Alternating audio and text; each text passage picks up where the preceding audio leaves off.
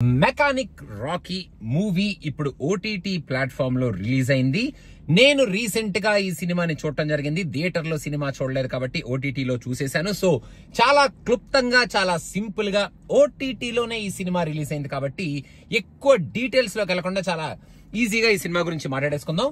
First of all, ఈ movie మొత్తం చూసిన తర్వాత నాకు లాస్ట్ లో వచ్చిన ఇంప్రెషన్ ఏంటంటే, ఇది ఒక మంచి సినిమానే, కాకపోతే ఇంకా కొంచెం ఎక్కువగా ఫోకస్ చేసి ఉండుంటే ఈ సినిమాలో వాళ్ళు తీసుకున్న ఆ ఎలిమెంట్ మీద అండ్ ఆల్సో ఒక కైండ్ ఆఫ్ ఎంటర్టైన్మెంట్ యాంగిల్ మీద ఈ మూవీ ఇంకా కొంచెం ఇంట్రెస్టింగ్ గా, ఎంటర్టైనింగ్ గా ఉండేదేమో అనేది నా feeling. First of all, first half of this movie నాకైతే సినిమా స్టార్ట్ అయిన తర్వాత ఎక్కడా కొత్తగా అనిపించలేదు బాబు. యాక్చువల్ గా ఇన్ఫాక్ట్ ఫస్ట్ హాఫ్ లో కొన్ని సీన్స్ చాలా బోరింగ్ గా, చాలా డ్రాగింగ్ గా, అసలు ఎటువైపు తీసుకెళ్తున్నారు నాయనా ఈ సినిమాని అనేటట్టు కొన్ని సీన్స్ ఉన్నాయి. ఫస్ట్ హాఫ్ లో కొన్ని సిల్లీ సీన్స్ తో కూడుకున్న ఎంటర్టైన్మెంట్ ఏదో ట్రై చేశారు మన విశ్వక్. అది ఓకే, మరి మనం నవ్వుకోవాలా ఏమిటి అన్నట్టు ఆ సీన్ ఓకే, పర్లేదు అన్నట్టు ఆ సీన్ ని అలా మనం పక్కన పెట్టొచ్చు. కాలేజ్ ఎపిసోడ్స్ అంటూ ఏదో ట్రై చేశారు. నాకైతే కాలేజ్ ఎపిసోడ్స్ కానీ, అక్కడున్న ఆ లవ్ యాంగిల్ కానీ పెద్దగా వర్కౌట్ అయినట్టు కానీ, అంత ఇంట్రెస్టింగ్ గా ఉన్నట్టు కానీ, ఫాదర్ అండ్ సన్ మధ్యలో ఉన్న రిలేషన్షిప్ కూడా సూపర్ సెంటిమెంటల్ గా, సూపర్ ఎమోషనల్ గా ఉన్నట్టు కానీ నాకు అనిపించలేదు. కొంచెం రెగ్యులర్ టెంప్లెట్ లోనే వెళ్తుందా ఏమిటి ఈ formula in the first half, ఆ షెడ్ కి సంబంధించిన ఆ సీన్స్ కానీ, ఆ ఎమోషన్స్ కానీ అన్నట్టు అనిపించినాయి. మూవీ యాక్చువల్ గా ఇంటర్వెల్ బ్లాక్ నుంచి చాలా ఇంట్రెస్టింగ్ గా మారుతుంది. అసలు ఇంట్రెస్టింగ్ గా మారటం కాదు, యాక్చువల్ గా చెప్పాలంటే మూవీ యాక్చువల్ గా ఇంటర్వెల్ బ్లాక్ లో నుంచే స్టార్ట్ అవుతుంది అని చెప్పాలి. సెకండ్ హాఫ్ కి వెళ్ళిన తర్వాత ఫస్ట్ హాఫ్ తో కంపేర్ చేస్తే సెకండ్ హాఫ్ లో చాలా ఇంట్రెస్టింగ్ సీన్సే ఉన్నాయి. వాళ్ళు ఒక వెరీ ఇంపార్టెంట్ టాపిక్ ని పట్టుకున్నారు. ఆ టాపిక్ ని బాగానే ఫోకస్ చేశారు in the second half. Second half లో ఒక 2-3 ట్విస్ట్ అయితే very interesting and very enjoyable. మనం ఎక్స్పెక్ట్ చెయ్యని ట్విస్ట్సే అనేటట్టు ఒక 2-3 ట్విస్ట్ సెకండ్ హాఫ్ లో పడినాయి. అక్కడ వరకు అయితే ఈ సెకండ్ హాఫ్ లో వాళ్ళు ఎంచుకున్న ఆ ట్విస్ట్స్ కానీ, ఆ స్టోరీ టెల్లింగ్ కానీ, ఆ స్క్రీన్ ప్లే కానీ, సినిమా సెకండ్ హాఫ్ లో వెళ్ళిన విధానం కానీ బానే ఉంది.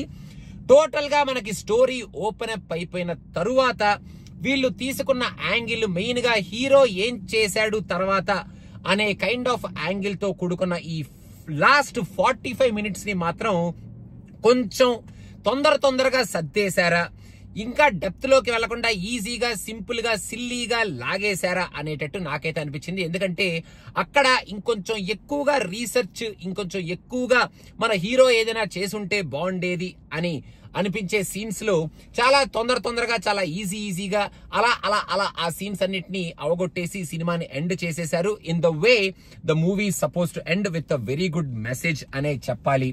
వాళ్ళు నాకు తెలిసి లాస్ట్ 45 మినిట్స్ లో ఎంచుకున్నది జస్ట్ ఎంటర్టైనింగ్ గా, చాలా ఈజీ గోయింగ్ గా ఈ సినిమాని అవగొట్టేద్దాం, ఎక్కువ స్ట్రెస్ అవ్వకుండా అనేటట్టు అనుకున్నారేమో. కానీ అది కొంచెం అక్కడ దాకా సినిమా కొంచెం రీజనబుల్ గానే, కొంచెం స్ట్రాంగ్ గానే, మెయిన్ గా సెకండ్ హాఫ్ లో ఆ ట్విస్ట్స్, ఆ టర్న్స్, ఆ కాన్సెప్ట్ వెళ్ళిన లాస్ట్ 45 మినిట్స్ లో కన్వీనియంట్ గా మారిపోయిందేమో ఈ సినిమా.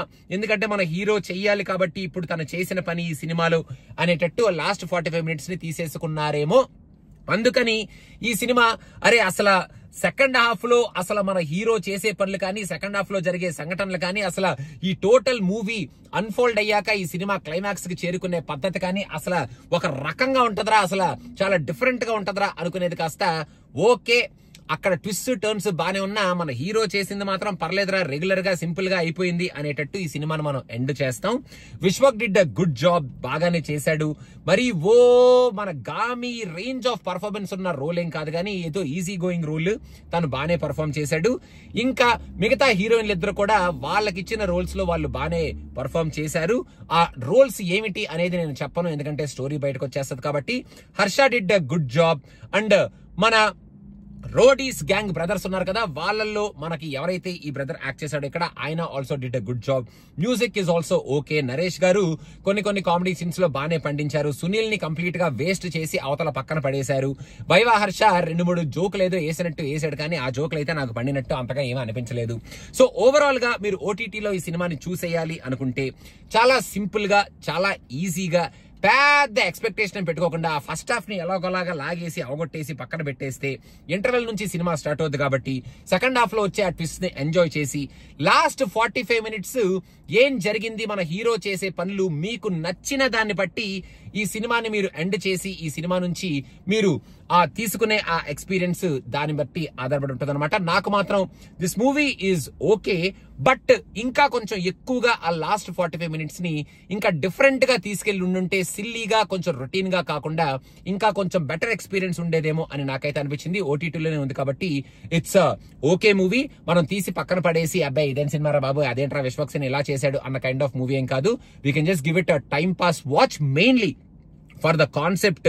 ఈ సినిమాని వాళ్ళు ఎలా అయితే చెప్పాలనుకున్నారో ఆ కాన్సెప్ట్ ఏదైతే టచ్ చేశారో అండ్ మెయిన్ గా ఆ సెకండ్ హాఫ్ లో వచ్చే twist and turns and the way second half లో స్క్రీన్ ప్లే వెళ్లే పద్ధతి కొంచెం మనం సెకండ్ హాఫ్ ని ఎంజాయ్ చేస్తాం కాబట్టి ఇట్స్ ఓకే వాచ్. తీసి పక్కన పడేయాల్సిన అవసరం లేదు. You can watch it on OTT platform. And మీకు ఎలా అనిపించింది సినిమా అనేది కింద కామెంట్స్ లో మెన్షన్ చేయండి. Thank you so much. Bye bye.